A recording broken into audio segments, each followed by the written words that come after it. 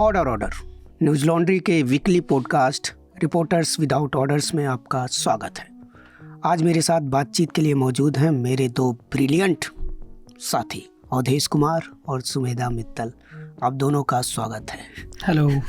Thank you अनमोल। आज हम काफ़ी सारी बातचीत करेंगे इस इलेक्शन के दौरान। सुमेधा ने एक बहुत ही अच्छी प्रोफाइल की है बांसुरी स्वराज की। अवधेश ने संबल से एक बहुत ही अच्छी स्टोरी की है, जरूरी बहुत। हाँ, वोटर्स सप्रेशन, हाँ, वहाँ पे जो लाठी चार्ज हुआ संबल में। वही नहीं, मतलब बहुत सारी लोगों को चोटें लगी हैं। मतलब मैं जब वहाँ से उन गलियों से उन गाँव से जब गुजर रहा था तो मतलब हालत ये थी कि जो लोग थे वो मतलब उनको पता चला मीडिया कर्मी है कोई, तो मतलब आके अपनी चोटें दिखा रहे थे कि मेरे को यहाँ डंडे लगे, मेरे को यहाँ डंडे लगे। मतलब ये वाली स्थिति थी। बहुत सारी लोगों को गुम चोटें आई हैं। जो वीमन थी उन लोगों को भी काफ़ी चोटें थी। बहुत चोटें आई हैं। मतलब महिलाओं की तो स्थिति थी, वो बोल रही थी कि मतलब हमें ऐसी ऐसी जगह मारा कि हम दिखा भी नहीं सकते। तो काफ़ी गंभीर चोटें उनको लगी हैं। सरप्राइजिंगली ये स्टोरी मैंने किसी भी मेन स्ट्रीम में नहीं देखी। मतलब टीवी के तो बात ही नहीं करते, बट मेरे लिए काफ़ी शॉकिंग था कि जिस दिन ये इंसिडेंट रिपोर्ट हुआ था, आई थिंक आप उसी दिन चले गए थे और हम उसी रात पहुँच गया था। उसी रात 2-3 दिन बाद हम लोगों की स्टोरी आई थी। आपने पूरा डिटेल में किया था, बट न्यूज़पेपर रिपोर्टर्स तो वहीं पे होते हैं, एरिया वाइज होते हैं। और हमने किसी न्यूज़पेपर में नहीं देखी। मतलब मुझे ऐसा लग रहा था ये शायद अगले दिन न्यूज़पेपर में ब्रेक हो जाएगा, और वो नहीं हुआ। फोटो स्टोरीज पे बहुत अच्छी होती है। न्यूज़पेपर चाहते तो एक फुल पेज फोटो स्टोरी। बहुत शॉकिंग था। यहाँ अखबार की बात चली तो मैं बात बताना चाहूँगा कि वहाँ एक लोकल जर्नलिस्ट थे अमर उजाला के, तो मेरी उनसे बात हुई तो उन्होंने मुझे बताया कि इस तरह की यहाँ सब चीज़ें हुई। तो मैंने कहा आप एक पत्रकार हैं, आपने खबर लिखी इस बारे में? तो उन्होंने कहा हाँ मैंने खबर लिखी, लेकिन मैं अपनी खबर से संतुष्ट नहीं हूँ। मैंने कहा ऐसा क्यों? तो बोल रहे थे कि मैंने जो खबर लिखी थी तो वो खबर पूरी तोड़ मरोड़ के अमर उजाला ने उसको पेश किया, और जो खबर की गंभीरता थी वो उसको ख़त्म कर दिया गया। तो मतलब उन्होंने ये तक कहा कि मैंने अपने संपादक को लिख के भी भेजा है कि मतलब मैंने जो खबर भेजी थी वो क्यों पूरी बदल दी गई। तो मतलब इस स्तर पे मतलब मैनेज करने की कोशिश की। तो इसमें तो यूपी पुलिस इन्वॉल्व थी इस वायलेंस में। हाँ पूरा। और इसके अलावा अभी इस वीक हुआ है कि एक रिपोर्टर, पॉलिटिक्स के रिपोर्टर हैं राघव त्रिवेदी, गृहमंत्री अमित शाह की रैली में, रायबरेली में उनके साथ बीजेपी वर्कर्स ने मारपीट की, और उनकी भी वीडियो काफ़ी, इंटरव्यू भी है न्यूज़ लॉन्ड्री पे। तो उधर अमित शाह भाषण दे रहे थे और सामने पत्रकार की पिटाई हो रही थी। और वो पिटाई का रीजन था पिटाई का, वो सिंपल रीजन था कि 100 रुपए देकर महिलाएं कह रही थी कि उन्हें 100 रुपए दिए जाएंगे इस रैली में आने के लिए। ये बहुत नॉर्मल है यार। मतलब हर रैली में किसी भी पॉलिटिशियन की रैली में होता है ये। बिल्कुल, बहुत नॉर्मल है। और वो जो कॉन्वर्सेशन था वो बहुत इंटरेस्टिंग था। वो रिपोर्टर राघव उन महिलाओं से जब बात कर रहे थे तो वो उनको नहीं पता था अमित शाह कौन है। ठीक है, नहीं पता था। वो मोदी को देखने आई थी, उनको बोल के लाए थे मोदी जी आ रहे हैं। ठीक है, तो वो भी बहुत इंटरेस्टिंग है। और उसके बाद वो फिर क्राउड में जाके एक बात यहाँ पर जो बड़ा मतलब हैरानी करने वाली बात है, जब उस रिपोर्टर को जो बीजेपी कार्यकर्ता थे लेके जा रहे थे तो वहाँ 50 पुलिसकर्मी खड़े हुए थे, तो उनसे गुहार कर रहा था कि मुझे बचा लीजिए, किसी ने नहीं बचाया। उसके बाद वहाँ मेन स्ट्रीम मीडिया के पत्रकार भी खड़े थे, तो वो मतलब चिल्ला रहा था मैं भी पत्रकार हूँ, मुझे बचा लीजिए। मतलब वो गुहार कर रहा था कि मुझे पीटते हुए ले जा रहे हैं, मतलब कोई इसको बचाने ही नहीं गया। तो ये बड़ा अपने आप में मतलब शर्मनाक स्थिति रही होगी उसके साथ। पुलिस चाहती तो बचा सकती थी पत्रकार को वहाँ से। जो मीडिया कर्मी थे वो चाहते तो बचा सकते थे। किसी ने स्टैंड नहीं लिया, ये बहुत दुर्भाग्यपूर्ण था सीरियसली। तो ये काफ़ी वायलेंस यूपी में हुआ। कहीं बीजेपी वर्कर्स वायलेंट हो जा रहे हैं, कहीं यूपी पुलिस, और बंगाल से भी रिपोर्ट हुआ है वायलेंस, वहाँ पे भी जर्नलिस्ट के साथ। काफ़ी सैड है ये कि 2024 लोकसभा इलेक्शंस में ये सब चीज़ें देखने को मिल रही हैं जहाँ। लेकिन इसके अलावा अगर इस हफ्ते की बात करें तो एक और बड़ी खबर इस हफ्ते आई। केजरीवाल इंटरिम बेल पर बाहर आ गए, और उसके बाद उन्होंने जो नैरेटिव दिया है उसने थोड़ी सी मतलब राजनीतिक गलियारों का तापमान जो कहते हैं बढ़ा दिया है। एक नई ऊर्जा आ गई है, एक नई ऊर्जा। और इस इलेक्शन में एक नया नैरेटिव सेट होता दिखा कि मैं वहीं था, कवर कर रहा था। तो केजरीवाल ने जब ये नैरेटिव सेट किया कि बीजेपी का अपना कॉन्स्टिट्यूशन है कि 75 ईयर्स के बाद कोई भी आदमी पार्टी में, कोई भी लीडर, उसको रिटायर होना पड़ेगा, जो भी लीडर है। और अगले साल मोदी जी 17 सितंबर को उम्र पूरी कर रहे हैं। तो उसके बाद वो कह रहे हैं कि ये अमित शाह के लिए वोट मांग रहे हैं। तो ये बताओ, जब मोदी गारंटी दे रहे हैं तो इनकी गारंटी पूरी कौन करेगा? जी जी ये गारंटियाँ वैसे ही पूरी होंगी जैसे मध्य प्रदेश में शिवराज सिंह चौहान ने की और राजस्थान में वसुंधरा राजे ने की, इधर खट्टर साहब राजस्थान में, तो ये गारंटी ऐसी पूरी होंगी। हरियाणा में तो बीजेपी में सबके लिए, सब पॉलिटिशियंस के लिए रूल्स अलग अलग हैं। इस बार एक चीज़ बहुत इंटरेस्टिंग हुई है, इसी में मैं ऐड करूंगी कि बीजेपी ने काफ़ी पुराने फॉर्मर बड़े चेहरों को इस बार एमपी लोकसभा में उतारा है। जैसे कि कैंडिडेट बना है, जैसे फॉर्मर इनके चीफ मिनिस्टर कैंडिडेट कर्नाटका से Bommai Basavaraj former chief minister रहे हैं, वो यहाँ से शिवराज सिंह चौहान को उतारा है। तो मतलब बड़े चेहरों को, फॉर्मर चीफ मिनिस्टर्स को रिटायरमेंट प्लान, बहुत बड़ी बात है कि बिल्कुल बहुत बड़ी बात है ये। चीफ मिनिस्टर्स को, फॉर्मर चीफ मिनिस्टर्स को लोकसभा का चुनाव लड़वा रहे हैं। बिल्कुल, वो भी लोकसभा का। तो बीजेपी की स्ट्रेटजी बीजेपी जाने। तो मूविंग ऑन। अच्छा, योगी नहीं लड़ रहे हैं। अरविंद केजरीवाल ने बड़ा इंटरेस्टिंग बोला कि 2 महीने बाद जब सरकार आएगी बीजेपी की तो योगी का पत्ता कट जाएगा, और ये लिख के ले लीजिए आप। वो हर चीज लिख के बहुत लिख के लेता है। लेकिन ये भी हकीकत है कि बीजेपी उस पर बात नहीं कर रही है। योगी आदित्यनाथ। बाकी सब मुद्दों पर जो अरविंद केजरीवाल ने बातें कही हैं अंतरिम बिल पर आने के बाद, तो उसका काउंटर किया है बीजेपी ने। अगर देखा तो योगी वाली बात का काउंटर बिल्कुल नहीं किया। और योगी इस बार बहुत बैकफुट पे दिख रहे हैं इलेक्शंस में, जिस 2019 के कंपैरेटिवली, जब बालाकोट स्ट्राइक के नैरेटिव पे पूरा बीजेपी खेल रहा था, तो वो बहुत ऐसे फ्रंट फुट पे आके सब रैलीज में थे। इस बार बहुत बैक फुट पे दिख रहे हैं, कुछ दिख नहीं रहे हैं। वो दिखता भी, एक रैली में योगी यहाँ बैठे हैं, मोदी यहाँ बैठे, अमित शाह यहाँ बैठे हैं। बिल्कुल। तो आधे पौने घंटे के दौरान वो बैठे हैं, तो जो मोदी हैं वो अमित शाह से बात करते हुए नजर आ रहे हैं। उन्होंने इधर एक बार भी देखा नहीं है, बिल्कुल बातचीत। इंसल्टिंग वो लोग अभी मंदिर भी गए थे, तो योगी वहाँ बहुत दूरी पे बैठे हैं पीछे। हाँ, ब्लर कर दिया था, कोई वीडियो चल रहा था ट्विटर पे। तो मतलब ये सब चीजें। मैं वैसे बागपत में गई थी पिछले हफ्ते, ये योगी का रैली था, और मतलब बीजेपी के अंदर तो दिख रहा है कि उनको इग्नोर किया जा रहा है, बट लोगों के अंदर भी, हालांकि लोग बोल रहे हैं कि लॉ एंड ऑर्डर इम्प्रूव हुआ योगी के अंदर, योगी आदित्यनाथ की गवर्नमेंट के अंदर, लेकिन उनकी रैलीज को में उनको लेके वो एक क्रेज नहीं था। जैसे कि चीफ मिनिस्टर का रैली है, बागपत एक इम्पॉर्टेंट कॉन्स्टिट्यूएंसी है, उधर खाली थी वो रैली योगी आदित्यनाथ की। लोगों को जबरदस्ती पकड़ के बुलाना पड़ रहा था उन लोगों को।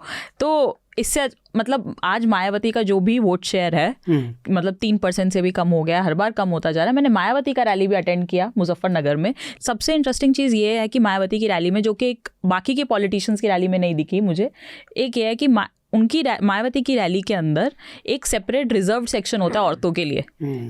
तो क्योंकि जब इतनी रैली में इतनी भीड़ होती है, कहीं ना कहीं as a women you feel uncomfortable कि ग्रोपिंग का इंसिडेंट होगा, अनवांटेड टच का incident, like as a reporter also, as a woman reporter also.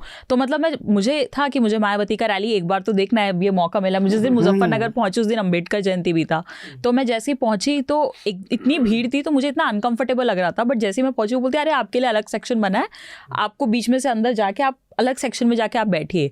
और वो ही एक ऐसी, मतलब मैंने इस बार यूपी में काफ़ी रैलीज अटेंड करी, चाहे उन पर रिपोर्ट किया या नहीं किया, तो जो औरतों का पार्टिसिपेशन था पॉलिटिकली, खाली मतदान देना नहीं, मतलब यूपी बिहार में आज हम देख रहे हैं कि women voter turnout, male voter turnout के एट पार है, एक्सीड कर रहा है। लेकिन एक डेली रूटीन लेवल पे एक पॉलिटिक्स पे पार्टिसिपेशन, आप जितना पॉलिटिकल रैलीज को अटेंड करोगे, उस हिसाब से भी देखा जाना चाहिए कि क्या औरतें आपकी उस दिन घर का काम, बच्चों को पीछे छोड़ के क्या उस दिन वो समय निकालती है रैली में जाने का। तो वो मायावती की रैली में मुझे दिखा। तो मूविंग ऑन, ये जी आपकी रैली के एक्सपीरियंस, मायावती पे बात कर रहे थे। दिल्ली, अब इलेक्शन जो है वो दिल्ली की तरफ बढ़ गया है, और आपने दिल्ली से, नई दिल्ली लोकसभा सीट से बांसुरी स्वराज अपना पॉलिटिकल डेब्यू कर रही हैं। जिन लोगों को नहीं पता उनको हम बता दें कि वह भाजपा की वरिष्ठ नेता स्वर्गीय सुषमा स्वराज जी की बेटी हैं, और अभी वो इस चुनाव से अपना पॉलिटिकल डेब्यू कर रही हैं। और इसके जिनको उन्होंने रिप्लेस किया है, मीनाक्षी लेखी, उन्होंने भी इसी लोकसभा सीट से अपना पॉलिटिकल डेब्यू किया था 2014 में, और 2019 में फिर वो जीती, और अच्छे मार्जिन से जीती, 14 से बेटर मार्जिन से, 2.5 लाख का करीब मार्जिन था। उसके बाद अब उनको रिप्लेस करके, तो एक तरह से ये डेब्यू वाली सीट बनती जा रही है। और वो भी खाली पॉलिटिकल डेब्यू नहीं कर रही है, नई दिल्ली लोकसभा कॉन्स्टिट्यूएंसी से डेब्यू कर रही है, मतलब जहाँ से आडवाणी जी लड़े हैं, जहाँ से राजेश खन्ना लड़े हैं, जहाँ से अजय माकन लड़े हैं, सब पॉलिटिकल पार्टीज के टॉप के लीडर्स एकदम हॉट सीट। और पावर सेंटर आपका सुप्रीम कोर्ट इस एरिया में आता है, आपका सेक्रेटेरिएट इस सीट के अंदर, करोल बाग नई दिल्ली डिस्ट्रिक्ट आता है। एक तरीके से आप कह सकते हैं कि अगर आपको मूवीज में जाना और आपको पहली पिक्चर करण जौहर की मिल गई, करियर बन जाता है, करियर बन जाता है। ये एक ऐसी सीट है जहाँ पर मतलब एलीट लोग ज्यादा हैं, है ना। वहाँ कैसे बांसुरी स्वराज लोगों से कनेक्ट कर रही हैं? आपको दोनों तरह की चीज़ों पे कनेक्ट करना है, एलीट से भी मिलना है, मोस्टली एलीट से मिलना है, क्योंकि उधर स्लम वोटर इतना नहीं है उस एरिया में। तो ये बांसुरी स्वराज का जो आपने प्रोफाइल किया है उसके बारे में थोड़ा बताइए कि आपने क्या एक्सपीरियंस किया और कितना दिन आपने लगाया, कहाँ कहाँ गई आप और आपने क्या ऑब्जर्व किया? मैंने कुछ 1 हफ्ता लगाया फील्ड पे। इसमें मैं नई दिल्ली और करोल बाग डिस्ट्रिक्ट के अंदर लोगों से मिली, उनकी रैलीज अटेंड करी, उनको मैं एक दिन मैंने पूरा सुबह से लेकर शाम तक फॉलो किया कि वो कहाँ जा रही हैं, कब रेस्ट कर रही हैं, कब दिन स्टार्ट कर रही हैं। फिर जो मैंने मेन फोकस किया, क्योंकि मतलब इसमें कुछ छुपे होने वाली बात नहीं है, मतलब बीजेपी के अंदर न्यूज़ लॉन्ड्री का एक्सेस बहुत दिक्कत वाली बात है, ठीक है। मतलब आप जैसे उनके ऑफिस में जाते हैं, like though they are good people, like of her office में कार्यकर्ता अच्छे ही लोग होते हैं, वो रिपोर्टर्स को बहुत इज्जत देते हैं, आपको बिठाते हैं, आपको चाय कॉफ़ी पिलाते हैं, बट एक जब आप बोलते हैं आप न्यूज़ लॉन्ड्री से हैं तो वो थोड़े हेजिडेंट हो जाते हैं कि अच्छा आप तो अभी रुक जाइए। तो इस चीज़ को लेके थोड़ी दिक्कत थी। तो फिर मैंने कहा ठीक है कि अगर सीनियर लेवल ऑफिसर्स नहीं बात कर रहे हैं तो हम ग्राउंड लेवल वर्कर्स के बीजेपी से उनसे बात करते हैं कि उनको क्या लगता है। तो ये प्रोफाइल मोस्टली उन लोगों के थ्रू से आई है कि क्योंकि देखा जाए तो चुनाव सबसे, किसी भी पॉलिटिकल पार्टी का सबसे ज़्यादा इम्पोर्टेंट जो चुनाव के अंदर होते हैं उनके ग्राउंड लेवल वर्कर्स होते हैं। तो वो किस तरीके से बांसुरी स्वराज के साथ काम कर रहे हैं, क्या फ़र्क है, ये वहाँ से आ रही है प्रोफाइल। फिर मैंने थोड़ा कोशिश की उनके स्कूल लाइफ के बारे में जानने के लिए कि क्या वो स्कूल में कैसी थी, उनकी क्या पॉलिटिक्स थी। तो ये है। बट आपका सवाल ये था कि वो किस तरीके से कनेक्ट कर रही हैं लोगों से। आई थिंक इस चीज़ के अंदर बांसुरी बहुत अच्छी हैं लोगों से कनेक्ट करने में। ये उनका सबसे बड़ा यूएसपी है, जो कि जिसकी वजह से उन्होंने लेखी को इतनी जल्दी से रिप्लेस कर दिया, मीनाक्षी लेखी को, despite Lekhi winning with a bigger margin in 2019 than 2014। उन्होंने लेखी, क्योंकि लेखी के लिए लोगों के अंदर एक बहुत शिकायत थी, नई दिल्ली से लेकर करोल बाग डिस्ट्रिक्ट तक लोग, क्योंकि देखिए एक समझना पड़ेगा हमें, जो नई दिल्ली जैसी सीट का जो वोटर है, जो हम बात कर रहे हैं मिडिल क्लास है, अपर मिडिल क्लास है ज़्यादातर, वो उन मुद्दों पे वोट नहीं करता है जिन मुद्दों पे एक मेरठ, मथुरा या बागपत का वोटर वोट करेगा, या दिल्ली में ही जिन मुद्दों पर जाफराबाद, सीलमपुर और वो लोग राशन के लिए लंबी लंबी लाइन नहीं लगती है। तो उधर के वोटर के प्रॉब्लम्स ये होते हैं, unemployment, poverty. UP, west UP में अगर हम ट्रैवल करेंगे संभल में, लेकिन जब हम नई दिल्ली में देखेंगे तो उनका प्रॉब्लम ये होता है कि जब यहाँ पे एक सीवर की प्रॉब्लम थी, हमने मीनाक्षी लेखी को फ़ोन किया तो वो आई नहीं, हालांकि प्रॉब्लम सॉल्व हो गया, बट वो आई क्यों नहीं, उनका दिमाग चढ़ गया है। तो यहाँ इस वोटर को अनएम्प्लॉयमेंट, क्योंकि इन सबके मोस्टली बच्चे या तो फॉरेन में वेल सेटल्ड है, अनएम्प्लॉयमेंट इनको इतना इफेक्ट नहीं करता है, सरकारी अस्पताल चाहिए इस वोटर को। और देखा जाए तो इस सीट से बांसुरी स्वराज जैसे लोग जो एक बड़े पॉलिटिशियंस के किड्स हैं, ये लोग भी डेब्यू इसलिए करना चाहते हैं, मतलब बांसुरी स्वराज के साथ रोहन जेटली, अरुण जेटली के बेटे भी लाइन में थे इधर से ही टिकट लेने में। तो मैं वर्कर से बात करी तो वर्कर्स लोग भी हंस रहे थे, क्योंकि ये लोग भी लंदन, ऑक्सफोर्ड से पढ़ के आए हैं, तो इन लोगों को भी दिक्कत होगी अगर कहीं सीलमपुर, जाफराबाद जैसी सीट का टिकट मिल जाएगा तो इन लोगों को भी कनेक्ट करने में दिक्कत होगी ना। तो यहाँ का वोटर से जब आप इतने प्रिविलेज से होते हो तो आपको दिक्कत नहीं होती है। आप यहाँ के वोटर को मायने रखता है कि उनका जो एमपी है वो ऑक्सफोर्ड से पढ़ा होना चाहिए, एक वकील होना चाहिए। आप देखिए हमेशा तभी हाई प्रोफाइल लोग, लेखी भी वकील थी, बांसुरी स्वराज भी सुप्रीम कोर्ट की 17 साल वकील रही हैं, जो रोहन जेटली इसका टिकट पाना चाहते थे वो भी वकील हैं। तो एक पढ़ा लिखा एमपी होना चाहिए, एक स्टाइलिश एमपी होना चाहिए, एक हाई प्रोफाइल होना चाहिए, थोड़ा वीआईपी आदमी होना चाहिए। तो वो यहाँ का वोटर का डिमांड भी वो है, जिस चीज़ को बांसुरी बहुत अच्छे से फिट करती है। दूसरी चीज़ ये है कि बांसुरी में और लेखी में सबसे बड़ा फ़र्क ये है कि लेखी को एक ना बीजेपी में एक बहुत अच्छी चीज़ है कि वो कार्डर बेस्ड पार्टी होने की वजह से कि जब इलेक्शंस होते हैं तो हर एरिया के अंदर जैसे एक वोटर लिस्ट तैयार होती है, तो अगर वो वोटर लिस्ट 30 पन्नों की है तो बीजेपी एक पन्ना अध्यक्ष तक चुनती है कि जिसका काम सिर्फ 30 पन्नों में उस एक पन्ने, हर पन्ना अध्यक्ष भी होगा कि उस पन्ने के अंदर अगर 10 नाम है तो उन तक कैसे पहुंचना है। तो बीजेपी में ये हायरार्की होती है। के लिए 30 लोग होंगे। 30 पन्ना अध्यक्ष, पन्ना अध्यक्ष, पन्ना प्रमुख तक लोग होते हैं। फिर एक मंडल अध्यक्ष होगा आपका, ठीक है, फिर एक डिस्ट्रिक्ट अध्यक्ष होगा, फिर आपका जाके कॉन्स्टिट्यूएंसी का आएगा अध्यक्ष आएगा, असेंबली कॉन्स्टिट्यूएंसी के अलग अध्यक्ष होंगे। तो ये एक हायरार्की होती है। तो मैंने लेखी और बांसुरी का कंपैरिजन करने के लिए उन लोगों से भी बात की, तो वो बता रहे थे कि लेखी कभी भी वैल्यू नहीं करती थी पन्ना अध्यक्ष को, क्योंकि वो सबसे लोवेस्ट में आएंगे, उनके साथ कभी मीटिंग्स नहीं करती थी। लेकिन बांसुरी इस चीज को बहुत इंपॉर्टेंट समझती है कि ये पन्ना अध्यक्ष ही है, वो 10 वोटर को पकड़ के लाएगा, वो 15 वोटर को पकड़ के लाएगा, तब जाके वो सब वोटर्स तक पहुंच पाएंगी। एक बड़ी बात ये भी होगी कि सुषमा स्वराज की बेटी है और भाजपा को समझती होंगी कि इस पार्टी में कार्डर कितना इंपॉर्टेंट है। एग्जैक्टली कि भाजपा का लिए एग्जैक्टली आपने ये बात बिल्कुल सही बोली। तो वो लोग बोल रहे हैं कि बांसुरी के पास एक कार्डर बेस्ड पार्टी की समझ है, जो कि लेखी इस चीज को वैल्यू नहीं कर पाई। तो जिसकी वजह से कार्डर बहुत खुश है। वो बोलते हैं कि अगर इस बार लेखी को टिकट देते तो हम लोग कार्डर उस तरीके से काम नहीं करता भाजपा का। कार्डर के मन का कोई नेता आ जाता है तो ज्यादा खुश हो जाता है। तो वो कहते हैं अब बांसुरी आई है जो कि एक मंडल अध्यक्ष को भी वैल्यू करती हैं कि मतलब वो अगर कीर्तन करने जा रही है, वहाँ पे एक औरत आती है कि हम आप तक कैसे पहुंचेंगे, क्योंकि हम लेखी तक अपनी प्रॉब्लम नहीं पहुंचा पाते थे। तो वो मंडल अध्यक्ष का नाम याद रखती हैं। वो बोलती हैं कि आप भुवन शर्मा जी को अपनी प्रॉब्लम बताइए, आपने उनको बताई तो समझिएगा मुझ तक ये प्रॉब्लम पहुंच गई। और किसी बड़े नेता का नाम ले देना, मतलब किसी बड़े नेता नहीं कि कार्डर का नाम याद रखना, बड़े नेता द्वारा किसी कार्डर, तो उसके लिए तो बहुत बड़ी बात है ना। वो ये बोल रहे हैं कि कल को सुने चाहे ना सुने बट हमारा नाम याद रखती है। किसी को नाम से बुलाओ तो अलग ही।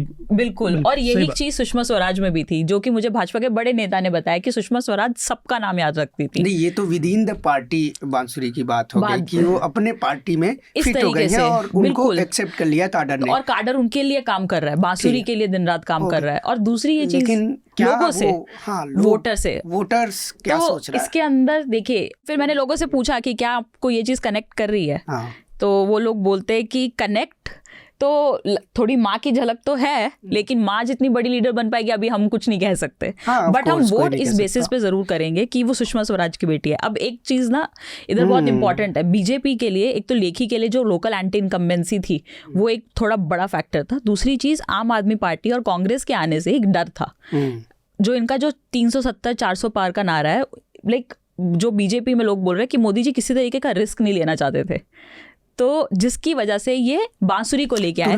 तो सुषमा स्वराज 2 बार नई दिल्ली साउथ दिल्ली लोकसभा कॉन्स्टिट्यूएंसी से ऑलरेडी एमपी रह चुकी है। तो डीलिमिटेशन के बाद 6 असेंबली कॉन्स्टिट्यूएंसी साउथ दिल्ली की या नई दिल्ली लोकसभा कॉन्स्टिट्यूएंसी में, जो कि 60% वोटर बेस है। और आज भी सुषमा स्वराज का उस एरिया में कमाल का फैन भी है, जो कि बांसुरी को डायरेक्ट बेनिफिट कर रहा है। ये चीज कॉन्ट्रडिक्ट नहीं कर रही है कि बिहार में प्रधानमंत्री मोदी परिवारवाद पे हमला बोलते हैं, है ना, यूपी में बोल रहे हैं अखिलेश को परिवारवाद को लेकर, और खुद ही बहुत सारे अपने नेता, जिसमें से एक एग्जांपल यही है बांसुरी स्वराज जी कि ऐसे लोगों को टिकट दिया गया अपने ही पार्टी के नेताओं के बच्चों को। परिवारवाद एग्जैक्टली परिवारवाद है। तो क्या ये भी लोग बात कर रहे हैं परिवारवाद मोदी जी के ही अगर कार्डर है, वो भाजपा का ही कार्डर है, तो उससे आपने पूछा ये कि यार आप लोग तो परिवारवाद के खिलाफ लड़ते हो, फिर इनको टिकट। भाजपा का कार्डर यही बोल रहा है कि हम लोगों को जो वो डोर टू डोर कैंपेनिंग में बांसुरी की वही इमेज शेड करने की कोशिश कर रहा है। वो जो बांसुरी का मैसेजिंग और कार्डर का मैसेजिंग ये है कि बांसुरी 17 साल से एबीवीपी में काम कर रही थी, वो पिछले 15 साल के अंदर लीगल सेल में काम कर रही थी। बट वो कितना सच है वो हमने इस रिपोर्ट में जानने की कोशिश की, क्योंकि एबीवीपी में वो 17 साल से काम कर रही थी, तो जो कि होता था अर्ली 2000 से। तो बट एबीवीपी की मेंबरशिप आपको तब मिलती है जब आप कॉलेजेस में होते हैं, इंडियन कॉलेजेस में होते हैं। लेकिन बांसुरी ने तो कभी इंडियन कॉलेज में पढ़ाई करी नहीं, उनकी पढ़ाई हुई है। और वो अपने सब इंटरव्यूज में बोल रही हैं कि मैं 17 साल, क्योंकि आपको दिखाना है कि वो एक ग्रास रूट वर्कर से आज यहाँ तक पहुंची है, परिवारवाद की नैरेटिव को काउंटर करने के लिए।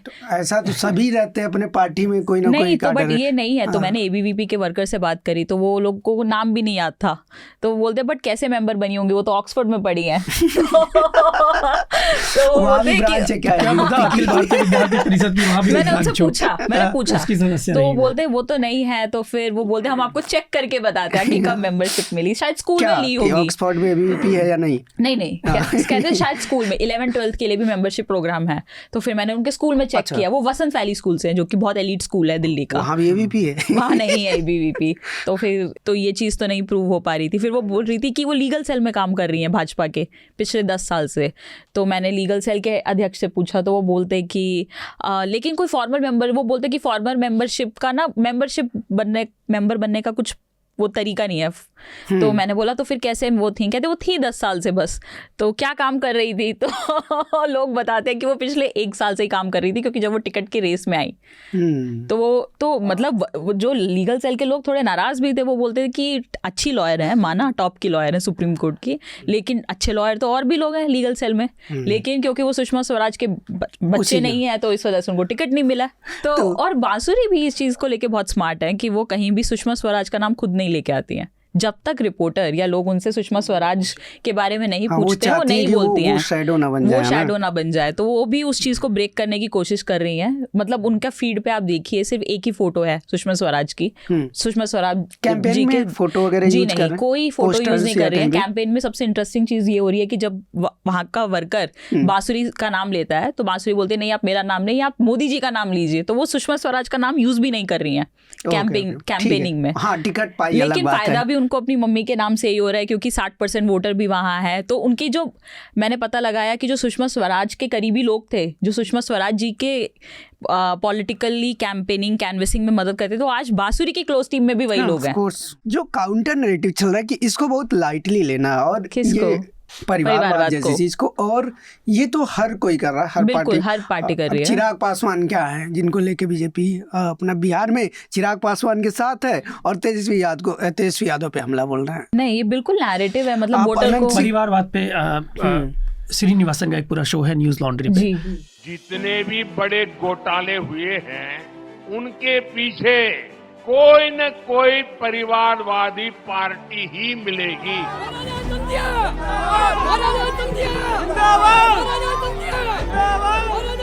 कांग्रेस की बोरी बिस्तर बांधकर हम यहाँ से बाहर फेंक देंगे। पारिवारिक पार्टियों की राजनीति ये हम सबकी चिंता का विषय होना चाहिए।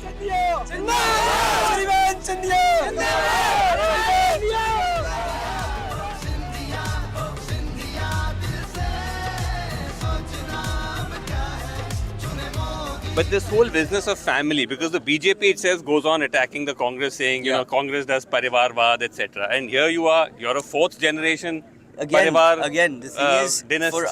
for us, the thing is, this family's values are based on public service. So it's not the fact that we've done it for 4 generations. We've been doing it for hundreds of years.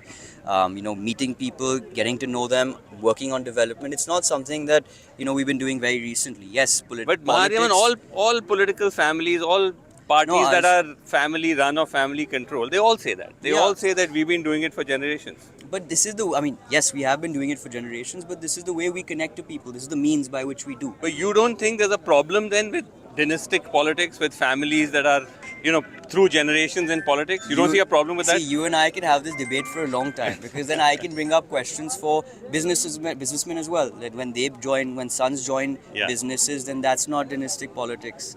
That's not dynastic businessmen. That's not a CEO, son becomes the next CEO. No, that's fine. It's because your own party is against it. No, they keep saying parivarvad is a problem. That's fair, but we also try and do as much as we can. It isn't in my DNA to help people. It's in my DNA to kind of go down and serve the public. I can't change that. तो अगर परिवारवाद इतना खराब है तो फिर आप ज्योतिरादित्य सिंधिया के लिए अब आप यहाँ प्रचार कर रहे हैं। वो भी तो खुद पारिवारिक उससे आते हैं, वो तो तीसरी पीढ़ी के परिवार हैं। वो हमारे परिवार है, हम आपसे पहले कह चुके हैं। ये वाली बात हम उन्हें अपने परिवार का मानते हैं। आप ऐसा नहीं करें। हम वो परिवार खराब है, ये परिवार सही है, ऐसे कैसे हो सकता है? हमने आपसे क्या कहा, वो ये हमारे सबके परिवार के लोग हुआ है। वो हमारे परिवार, वो व्यक्तिगत परिवार अलग होता है, वो जनता का परिवार अलग होता है। आपको याद हो, बट ये भी तो एक तरह से जैसे पारिवारिक राजनीति अगर कहा जाए, परिवारवाद, ये भी तो कहा, इनके बारे में भी तो कह सकता है कि इनके 3 डिनेस्टी के जो मतलब 3 जनरेशन के हैं, अलग अलग पार्टी, वो सब पार्टी से पॉलिटिक्स में है, अलग अलग पार्टी से चुने जा रहे हैं वो। तो आप समझ सकते हैं जनता के दिल में कितने। तो ये मान के चलिए कि सिंधिया परिवार तो एक हो गया, बट आप ये नहीं मान के चलेंगे कि आज की डेट में भाजपा में पूरा परिवार ही परिवार भरा हुआ है। बाहर से लोग पारिवारिक आए हुए हैं, सिंधिया जैसे, जितिन प्रसाद जैसे, रीता बहुगुणा जोशी जैसे, बहुत सारे उदाहरण हैं। और भाजपा के खुद इतने पारिवारिक नेता हैं। आप राजनाथ सिंह, पंकज सिंह को ले लीजिए, अनुराग ठाकुर, उनके पिताजी मुख्यमंत्री रह चुके हैं, पीयूष गोयल, वेद प्रकाश गोयल, बांसुरी स्वराज, सुषमा स्वराज, मतलब पारिवारिक नेताओं की कमी कहाँ है भाजपा में? मैं आपको बता देना चाहता हूँ, ये परिवारवाद नहीं कहलाएगा। वो कार्यकर्ता के रूप में पहले काम करते हैं। परिवारवाद वो होता है जैसे मैं विधायक हूँ और मेरे बेटे को मैं डायरेक्ट लॉन्च कर दूँ। वो लोग पहले पार्टी में काम कर रहे हैं। वही तो हर पार्टी कहेगी कि हमारी लगाव अपने लोगों से है। मैं ये कह रहा हूँ कि आप ऐसा तो नहीं कह सकते ना कि आपका परिवारवाद नहीं है और बाकियों का है। वो फिर तो वो दोहरा मापदंड, डबल स्टैंडर्ड जिसको अंग्रेजी में। दूसरा मैं आपसे सवाल पूछता हूँ कि आप कहते हैं कि चलिए भाजपा परिवार से जो पार्टियां जो कंट्रोल एक ही परिवार से कंट्रोल करती हैं, उन वैसी नहीं है, और बल्कि प्रधानमंत्री तो कहते हैं ऐसी पार्टियां भ्रष्ट होती हैं, वहाँ भ्रष्टाचार होता है। आप मानते हैं इसको? तो आप अपने खुद के सहयोगी दल देख लीजिए इस चुनाव में, ठीक है? आपने किससे सहयोग किया है? आपने चिराग पासवान की पार्टी से किया है, वो पारिवारिक पार्टी है। आपने देवेगौड़ा के पार्टी से किया है, वो पारिवारिक पार्टी है। आपने अजीत पवार से किया है, वो पारिवारिक पार्टी है ना? आपने जयंत चौधरी की पार्टी से किया है, वो पारिवारिक पार्टी है। फिर राजा राम ने रावण के वध के लिए, आपको मालूम है किसका साथ लिया था? सुमेधा, मेरा आपसे एक सवाल ये है कि क्या आपने बांसुरी से बात करने की कोशिश की इस पूरी रिपोर्ट में? बहुत बार। क्या मतलब मुझे थोड़ा बताइए पूरा प्रोसेस क्या था, अगर बातचीत हुई? मतलब बांसुरी के एक पीए हैं जो उनका मीडिया मैनेज कर रहे हैं, राघव। तो मतलब सब राघव के थ्रू ही बांसुरी से मिलते हैं और उनसे ही बात करते हैं। उनको बेस्ट पीए मिले, मीडिया मैनेजर मिले हैं राघव। तो जब मैं उनसे मतलब मैंने कुछ आई थिंक 1 हफ्ते के दौरान तो दिन में 2 बार राघव को फ़ोन किया, तो वो मुझे रोज़ ही एक बात बोलते थे कि आपका 18वां नंबर है, आपका 18वां नंबर है, आपको 18वें 17 इंटरव्यू हो जाएंगे, फिर आपको 18वें। मैंने कहा 1 हफ्ते से ये लाइन आगे क्यों नहीं जा रही, 18वें से 10वें पे क्यों नहीं आ रही मैं? तो उनसे तो मुझे एक ही रिस्पांस मिलता रहा। फिर मैं एक दिन पर्सनली बांसुरी स्वराज मालवीय नगर के वृद्धाश्रम में गई थी। तो मैं उनके वृद्धाश्रम के बाहर जाके खड़ी हुई और जैसे वो बाहर आई मैंने उनको बोला कि मैम मुझे आपका इंटरव्यू करना है, प्लीज़ आपका इंटरव्यू करने दीजिए, हम न्यूज़ लॉन्ड्री से हम प्रोफाइल कर रहे हैं। तो बोलते अरे मेरे पे क्यों कर रहे हो प्रोफाइल? डायरेक्ट हुई और मैंने उनको बोला कि आपका इंटरव्यू चाहिए, आपका वर्जन चाहिए मैम, एंड आपसे बहुत सवाल हैं। तो उन्होंने बोला ठीक है, वो राघव से बात करेंगे, राघव हमें कॉल बैक करेंगे।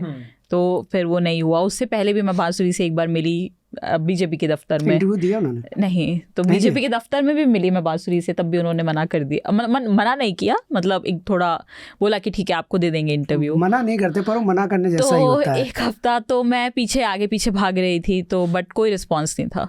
और देश अगर आपकी स्टोरी की बात करें तो बहुत सेंसिटिव है वो स्टोरी, और उसको पूरी वीडियो को देख पाना अपने आप में एक हिम्मत का काम है। वहाँ जिस तरह की चोटें दिखाई जा रही हैं और जिस तरह से वहाँ पे लोगों को, एक तो पुलिस आधार कार्ड चेक कर रही थी। पुलिस को चेक ही नहीं करना चाहिए था, पुलिस कौन होता है चेक करने वाला कि आप वैलिड वोटर हैं या नहीं? तो इलेक्शन कमीशन का काम है, पुलिस को ये ड्यूटी नहीं है। पुलिस को ये राइट, पुलिस का काम वहाँ पे लॉ एंड ऑर्डर मेंटेन करना है किसी भी बूथ पर। तो अवधेश, आप जब वहाँ गए, हम लोगों ने, मैंने आपकी रिपोर्ट देखी पूरी, तो आप कह रहे कि लोगों को जब पता चला तो लोग, बहुत सारे लोग आ गए बताने कि क्या क्या हुआ है। इसका मतलब किसी ने रिपोर्ट ही नहीं किया, कोई गया ही नहीं उनसे पूछने कि हुआ क्या। यही तो हुआ होगा। एक ये भी नैरेटिव है कि वहाँ पे मुस्लिम मेजॉरिटी है इसलिए ये वोटिंग परसेंटेज ताकि कम हो जाए, ये भी करने की कोशिश हुई है। तो क्या लगता है आपको, आपने जो फील किया कि क्या थी हकीकत? मुस्लिम बहुल्य सीट है ये, और बीजेपी के लिए हमेशा मुश्किल रहा है यहाँ पे सीट निकालना। तो शफीकुल रहमान बर्क यहाँ से 4-5 बार के सांसद रहे हैं, सपा से। समाजवादी पार्टी से। उसके बाद उनके पोते हैं जिनको अभी जियाउल रहमान बर्क, उनको टिकट हुआ यहाँ से। उनका भी कुछ हुआ था पुलिस से उसी दिन? हाँ, उनका भी कुछ नोकझोंक हुआ था पुलिस से। तो कहने का मतलब ये है कि ये किसी एक गांव की घटना होती तो चलो समझ में आता है कि हो सकता है वोटर्स और पुलिस के बीच कुछ हुआ हो, कुछ नोकझोंक हुई हो, लेकिन ये एक जगह नहीं हुआ, ये करीब 7, 8, 10, 12 जगह पे हुआ है, जहाँ पर मुस्लिम जो गांव हैं उनको मतलब ऐसा वहाँ के लोगों ने बताया कि उनको टारगेट किया गया, और टारगेट करके मतलब इसमें आपको पैटर्न दिख रहा है? हाँ, वो पैटर्न दिख रहा है, उस नज़र आता है, क्योंकि वो किसी एक गांव का मामला नहीं है। ये इस तरह की बात किसी एक गांव में हो सकती है, 2 गांव में हो सकती है, लेकिन हर गांव में नहीं हो सकती। समझ में आता है, बट ये पैटर्न है। हाँ, ये किसी हर गांव में नहीं हो सकती। तो हुआ क्या कि वहाँ पुलिस पहुँचती है, लोगों के पर्चियाँ चेक करती है, फिर आधार कार्ड, वोटर कार्ड ये चेक करती है, और उसके बाद लोग विरोध करेंगे कि आप क्यों चेक कर रहे हो? नहीं, विरोध भी नहीं किया, वो दिखा भी रहे। देखिए क्या है, और जैसे वो दिखा रहे हैं तो वहाँ के लोगों का कहना है कि उसने दिखाया तो उसको झापड़ मार दिया, फर्जी वोट डालता है।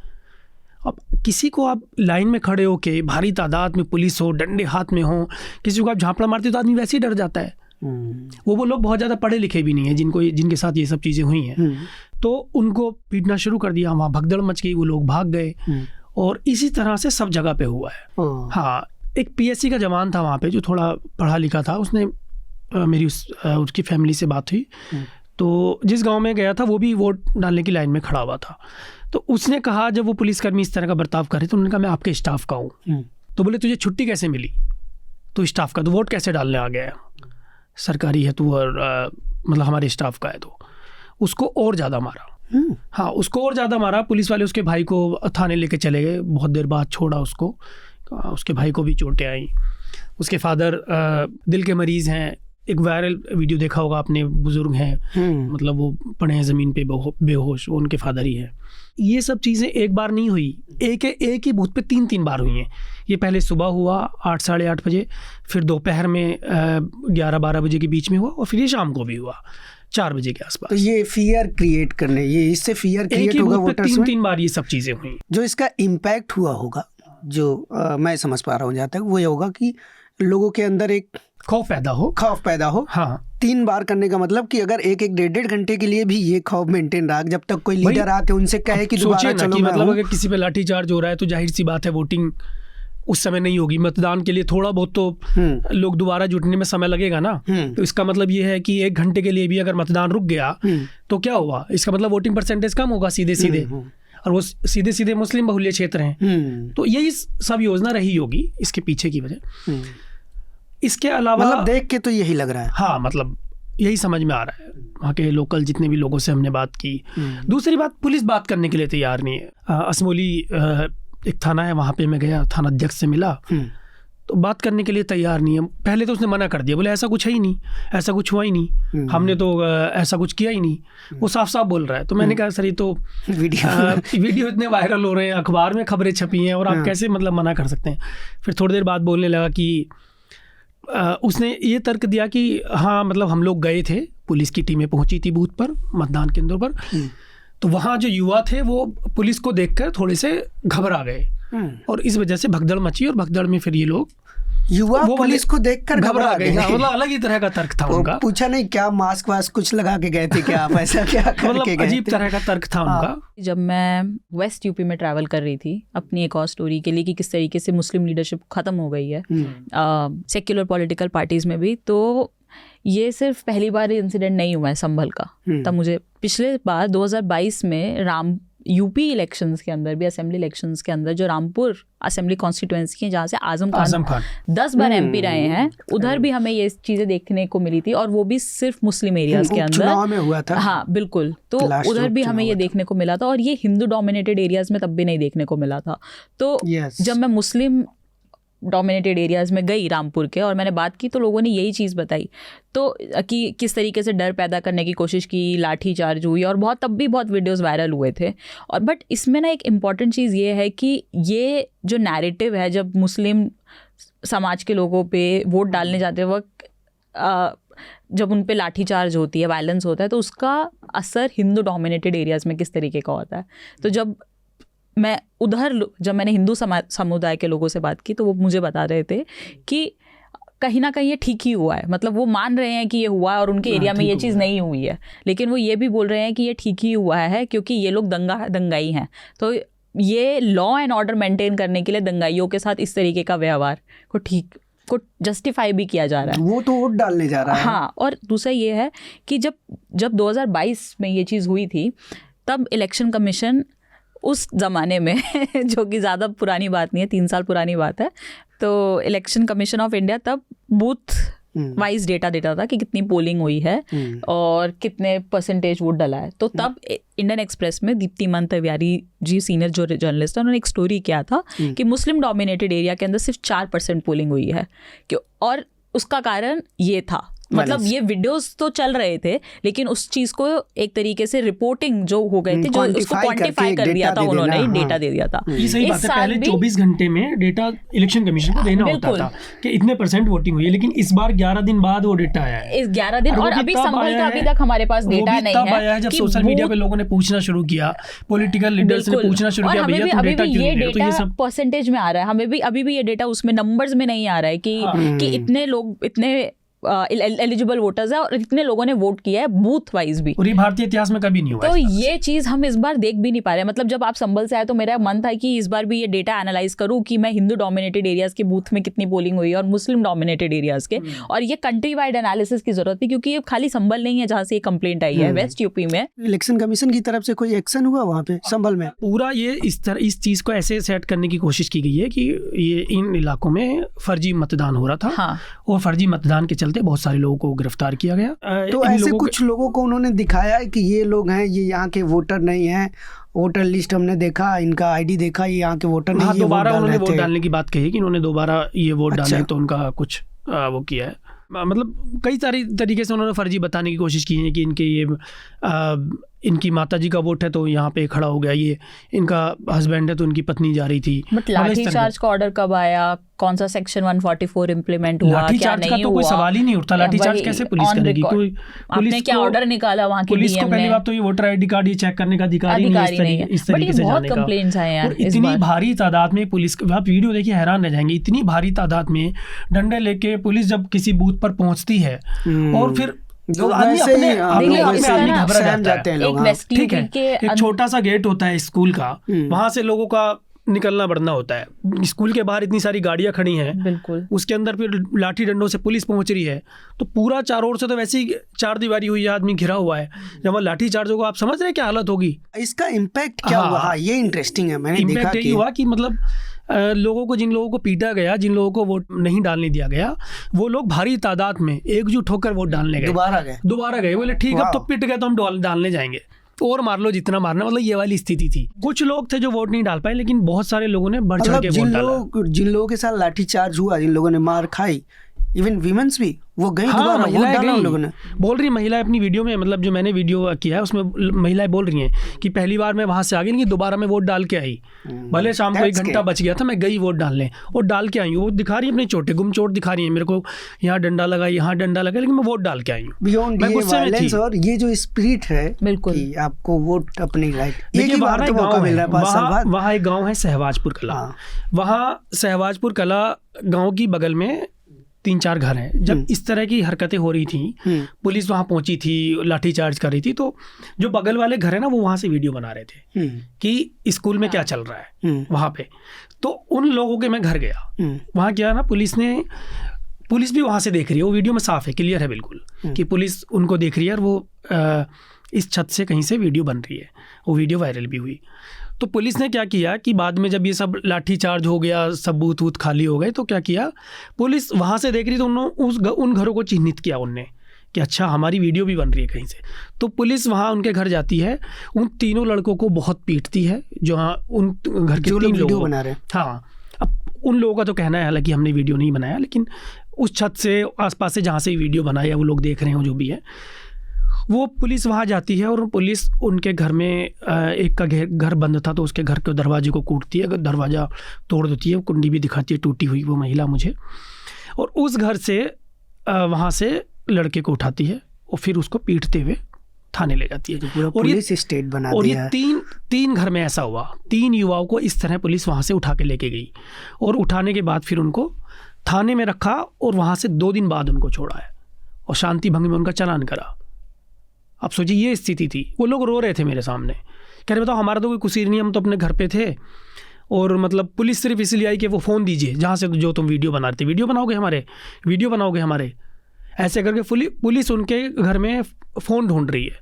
इसके बाद जब मैंने वहाँ के SHO से बात की कि आपने 3 लड़कों को हिरासत में लिया था, क्या मामला था, क्यों उठाया, बात ही नहीं कर रहा है पुलिस वाला, बात ही नहीं करना, वो कुछ जवाब ही देने के लिए तैयार नहीं है।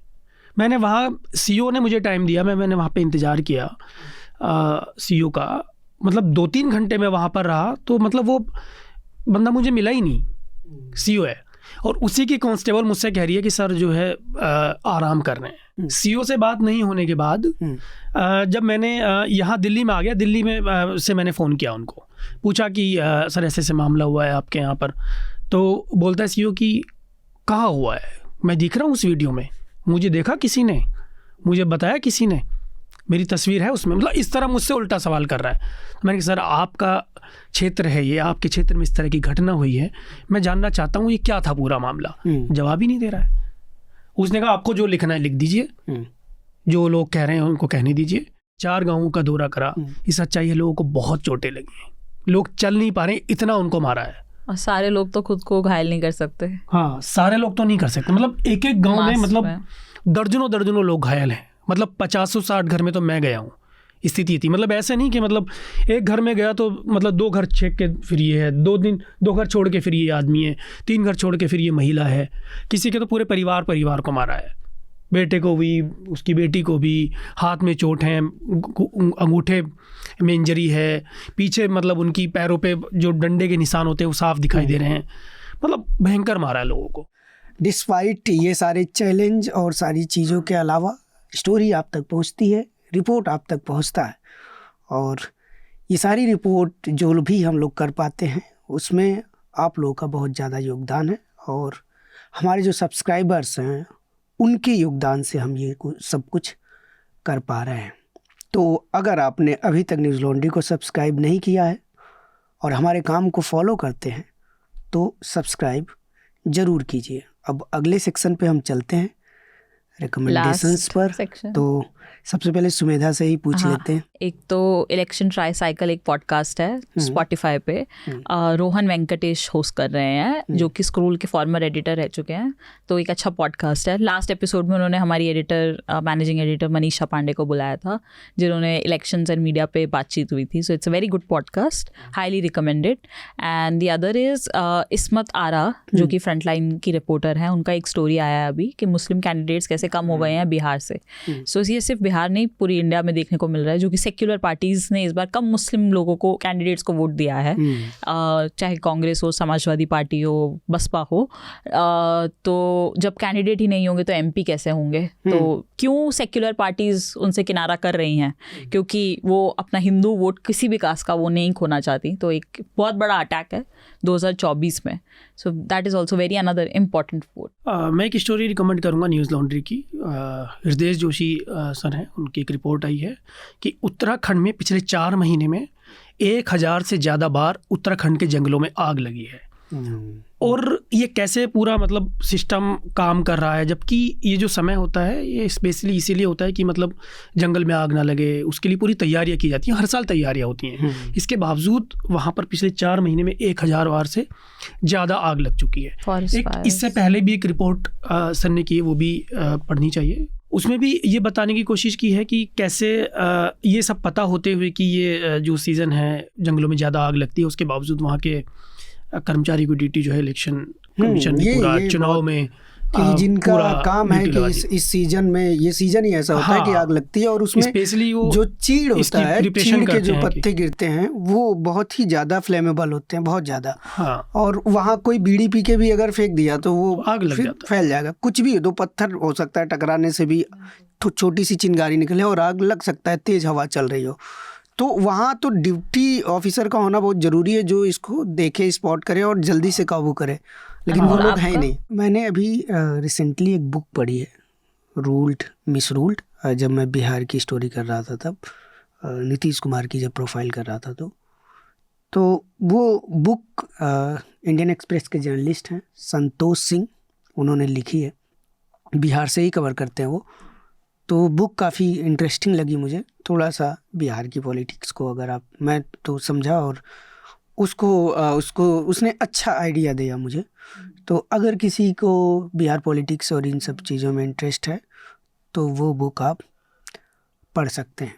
और हम चाहेंगे कि आप जो लोग भी इस पॉडकास्ट को सुन रहे हैं वो अपना फीडबैक ज़रूर दें। फीडबैक आप मुझे भेज सकते हैं anmol@newslaundry.com, सुमेधा को भेज सकते हैं सुमेधा@newslaundry.com, अवधेश को भेज सकते हैं अवधेश@newslaundry.com।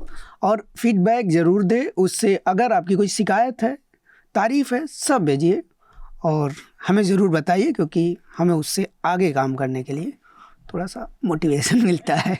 और न्यूज़ लॉन्ड्री को सब्सक्राइब ज़रूर करें और बाकी लोगों को भी न्यूज़ लॉन्ड्री के बारे में बताएं, क्योंकि जिस मॉडल पे न्यूज़ लॉन्ड्री काम करता है ये मॉडल और ज़्यादा फैलना चाहिए और ज़्यादा लोगों तक जाना चाहिए। और उन्हें सजेस्ट करें, हमारी चुनाव से संबंधित तमाम स्टोरीज आ रही हैं, नज़र बनाए रखें। शुक्रिया आप सबका। Journalism at News Laundry is powered by the public, because when the public pays, the public is served. Visit newslaundry.com/subscription and pick a payment plan of your choice. Pay to keep news free and independent. Your future, and indeed the future of democracy, depends on it.